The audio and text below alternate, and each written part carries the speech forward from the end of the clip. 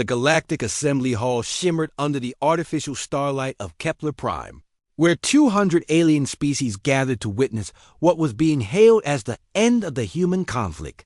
The Varellan Dominion cold-blooded, towering, six-limbed tyrants stood at the far side of the room, smug in their victory. Across from them stood humanity's representatives, President Adira Khan of EarthGov, Admiral Marcus Vale in full naval regalia, and behind them, a silent wall of elite Terran honor guard.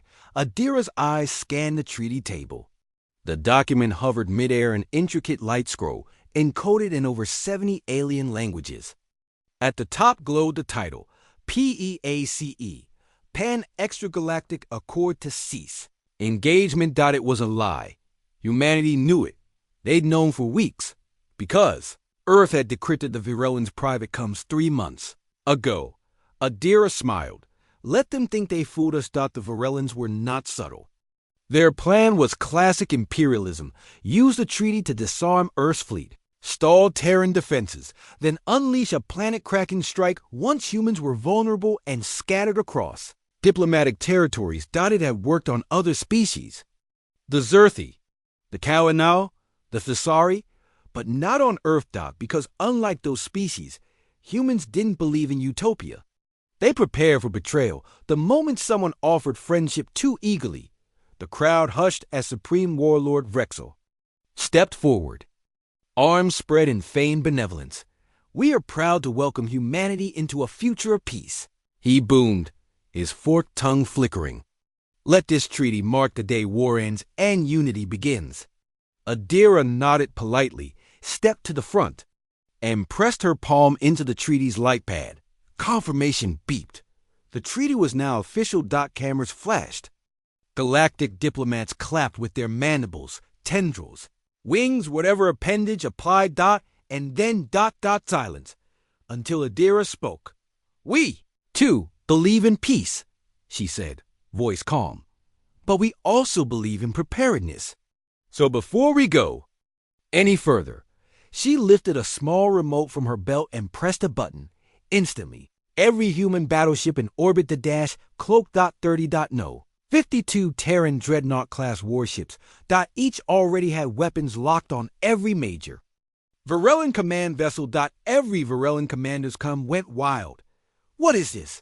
You dishonor the treaty. Is this treachery? Admiral Vale stepped forward. No, this is what humans call insurance. He tapped a second.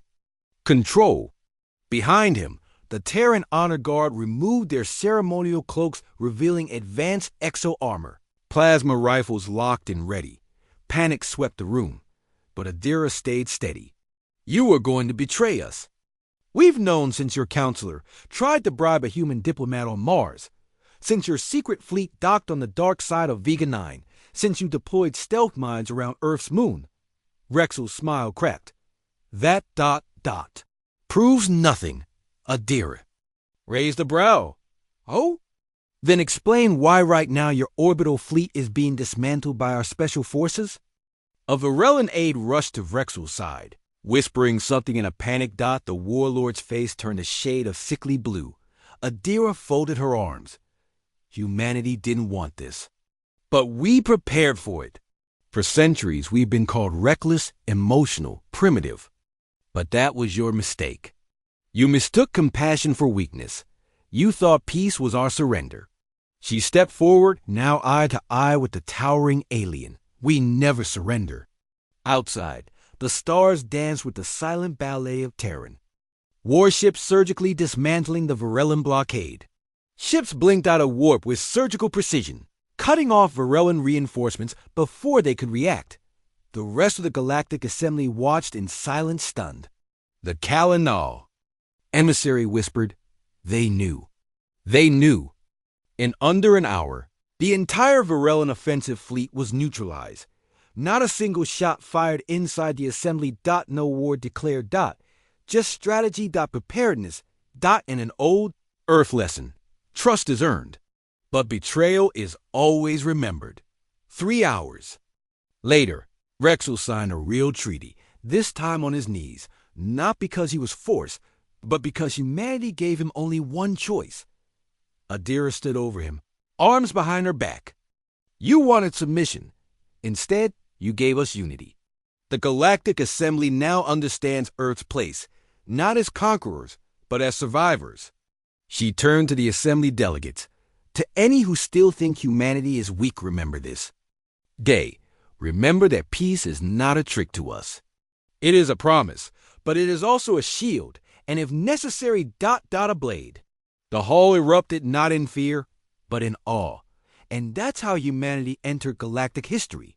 Not as warmongers, but as the species that saw the trap, smiled, and brought the bigger hammer.